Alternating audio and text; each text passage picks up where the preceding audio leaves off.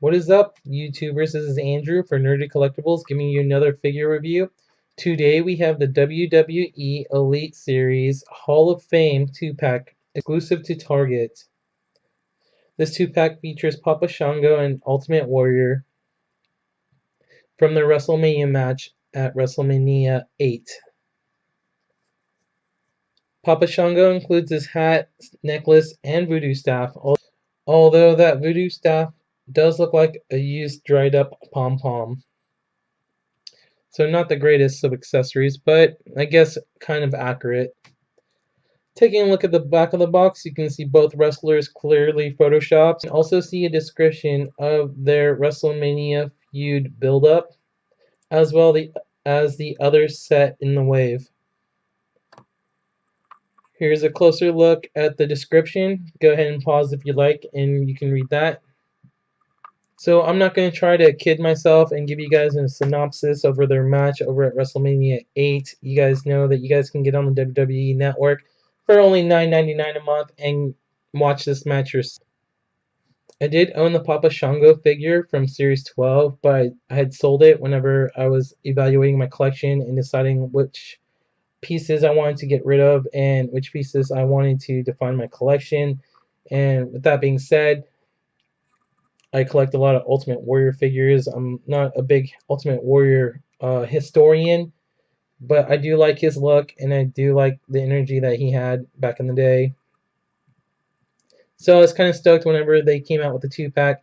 Not necessarily wanting Papa Shango back, but having him back, that's pretty cool. Having a chance to re-own him is pretty cool. Let's take a closer look at Papa Shango. I don't have any reference pieces or anything at all to go by. I did do a little bit of research on WFigs. Mattel did a lot of touch-ups to this figure. They really wanted to make sure that it wasn't exact reprint. But there are still some things I have issues with. The hat has the red on it, but there should be like a little bit of green there. And then where the mouth is, I think it should be painted a little bit darker, a black color where the lips are. But the tattooing's alright. It's really good. It's accurate. In fact, when I first saw it, I thought by the siglet that it was a paint stain, but it was not. It was just tattoo. And one thing I don't like is the fact that they're painting torsos a lot more frequently, and it's getting a lot sloppier. I don't know if you can tell with my figure here, but you can see where the crack lines are, that they're not all the way painted brown to match his skin tone. Towards the back, with that ab crunch, they did not extend the red paint all the way through, which is kind of a bummer. But the red paint is a little bit more dominant on this figure than it was on the Series 12. One thing to note is that my right leg right here is really loose, like real loose. The boot cut's okay, but it's that thigh cut that's really, really loose. And then closer towards the boots, I don't know if the camera can pick it up, it's a little bit smeared where the red and black try to meet in the details there. So that's kind of a bummer.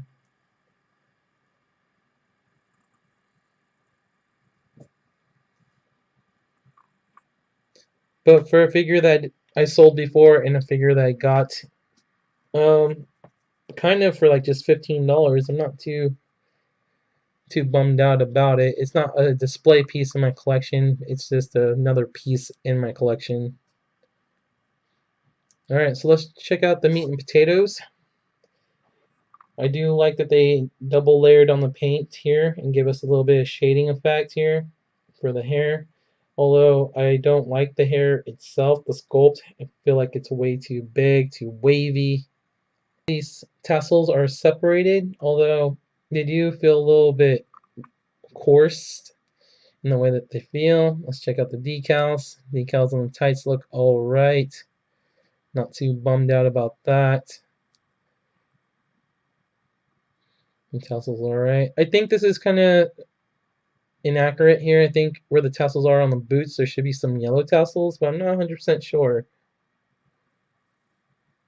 He does have 2 peg holes at the feet, so you can display him on a base.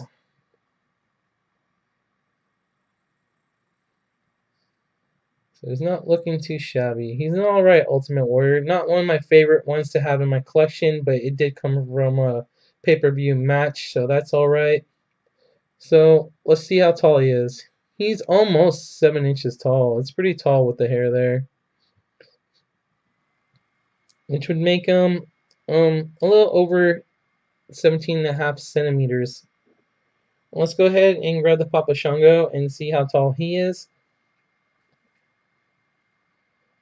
Again, he's pretty tall, almost 7 inches, which would make him around 17.5 centimeters as well. Let's see. I thought Papa Shango is just a tiny bit taller than Ultimate Warrior, but side by side with the hair, I think they're the same height. Alright, let's talk articulation. He can look right, and he can look left. He can look up about this much,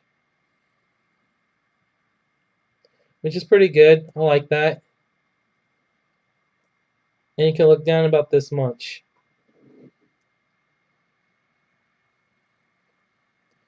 His arms go all the way out, and they do a full 360 rotation.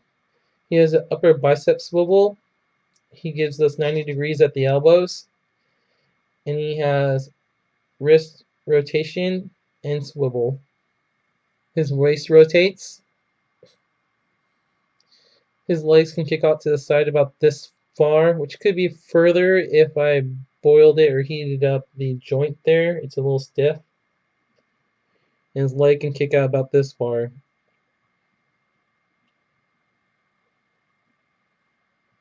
Unfortunately, the legs can never move back that far, but with double jointed knees, they can kick up about that high.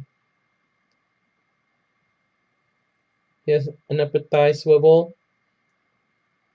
a boot cut swivel, and the tail feet are usually really stiff. They're not. I don't think they're really meant to move, but you can move them back about that far and up about this high.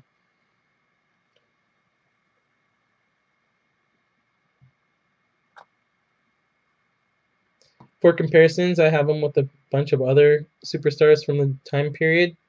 We have Jake the Snake Roberts. We have Papa Shango. We have Hulk Hogan and Sergeant Slaughter.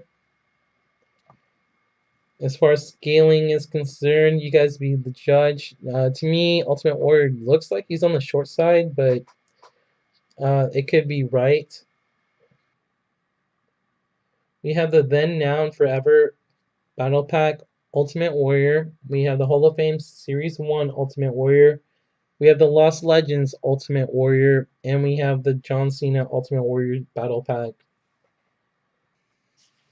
That is it for my review. Ultimately, I just wanted the Ultimate Warrior from the set. It is cool to have the Papa Shango, but I feel like over time, I might go ahead and just sell him and keep this Ultimate Warrior.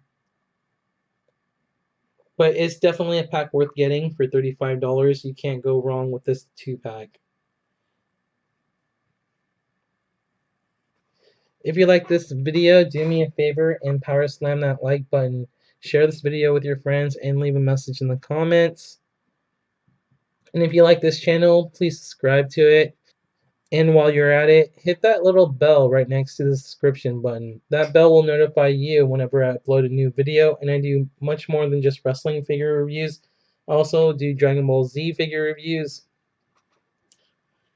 I do gameplays, and I might start doing some constructibles and maybe even television show reviews.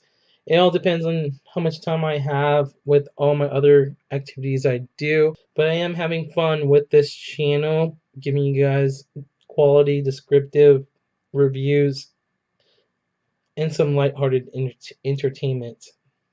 If you like this video, please power slam that like button, share with your friends, and leave a message at the message machine. The message machine.